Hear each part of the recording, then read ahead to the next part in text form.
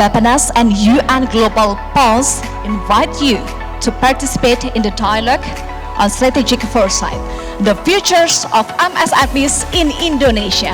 Nah, mengingat kompleksitas yang kian meningkat dan ketidakpastian krisis di masa depan, pengambil keputusan kebijakan dituntut untuk lebih siap dalam pengembangan dan penerapan langkah-langkah antisipatif. Dalam hal ini, salah satu kegiatan yang dilaksanakan dalam kemitraan analitik ini adalah penggunaan metodologi foresight melalui studi horizon scanning yang mengeksplorasi sinyal-sinyal perubahan yang berpotensi mempengaruhi lanskap UMKM dalam masa 10-20 tahun ke depan. This is not a sector that should be neglected, and on the contrary, with 97% of the workforce employed in MSMEs, so it really means that this is where the strength of Indonesia is. And it's not surprising, actually, when we consider that Indonesia is such a vast country with 270 million inhabitants, and therefore the strength of the country is first and foremost in its people.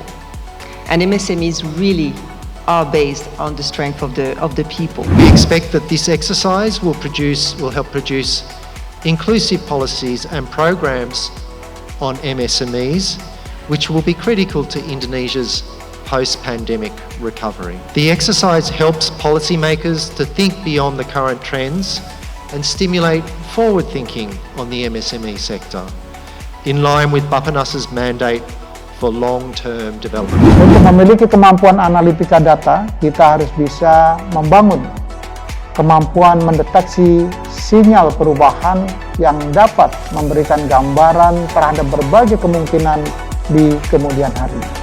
We can't continue doing business as usual. The rate of change in the world is growing exponentially. It's becoming more complex and more interconnected. And we can't continue doing this any longer. So when we keep on relying on the current ways of doing and designing our policies, we run the risk of becoming obsolete. Faktor pendorong yang pertama adalah perubahan iklim. Perubahan iklim mempengaruhi UMKM, terutama usaha yang bergantung pada ekosistem alam, seperti pertanian, perikanan, dan manufaktur. Perubahan iklim juga mempengaruhi secara tidak proporsional populasi rentan, terutama mereka yang tinggal di pulau kecil dan terpencil, yang kehidupannya tergantung pada lingkungan sekitar. Faktor pendorong yang kedua adalah meningkatnya kerjasama internasional untuk ekonomi berkelanjutan. Pemimpin dan stakeholders dan pemangku kepentingan merespons ancaman dari perubahan iklim dengan meningkatkan kerjasama internasional.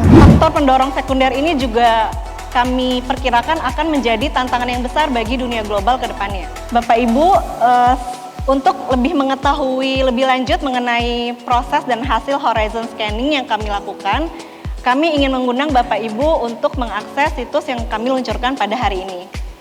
Melalui situs ini, Bapak Ibu dapat mengakses seluruh informasi terkait dengan foresight, baik video, dokumen. Horizon scanning ini adalah metode pertama kalinya saya menggunakan metode ini.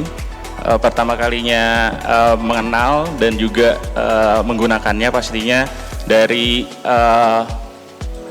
tahapan-tahapan yang dilalui ini memang sangat intensif dan juga saya lihat ini sangat terstruktur dengan baik. Jadi salah satu upaya yang dilakukan oleh teman-teman muda di beberapa kabupaten, contohnya mungkin Kabupaten Siak, Kabupaten Sintang di keanggotaan kami adalah membentuk sentra-sentra agregasi yang membantu teman-teman pelaku usaha, pengrajin, pedagang yang ingin bisa survive begitu ya, tapi juga ingin punya kolaborasi internasional seperti yang tadi disebutkan sebagai salah satu tren. Kita tidak hanya berpikir 20 tahun ke depan, kita juga bisa mengupdate dalam 5 tahunan. Jadi kalau kita secara resmi kita menyusun untuk RPJPN 20 tahun ke depan, mungkin 5 tahun lagi ke depan kita juga bisa melakukan foresight. Mungkin ada perubahan-perubahan yang terjadi. Sekarang teknologi hanya 1 tahun, 2 tahun terjadi perubahan. 5 tahun mungkin sudah sangat terjadi perubahan. Oleh karena itu menurut saya tidak harus 20 tahun sekali foresight ini. Kita bisa dilakukan secara update 5 tahun. Kalau kita ganti pimpinan, ganti komitmen, ganti kebijakan, foresight-nya akan jalan. Jadi Pak Dading, kalau menurut saya, ini upaya bagus, saya membaca hasilnya, horizon scanning hanyalah first step dari foresight. Horizon scanning itu kita identifikasi event, identifikasi tren. Setelah itu kita mencoba menuju drivers. Kita identifikasi discontinuities, kita identifikasi weak signals, kita identifikasi wildcards, kemudian we have the drivers. Dari drivers kita kembangkan skenario. Dari skenario kita bisa induktif, bisa deduktif. Dari situ kita bikin roadmap. Sesistematik itu sebenarnya, ya kan? Menggarisbawahi bahwa studi strategic foresight sangat bermanfaat untuk membentuk pola pikir pengambilan kebijakan yang antisipatif terhadap masa depan dan meningkatkan, memperkaya proses perencanaan di Bappenas agar lebih antisipatif.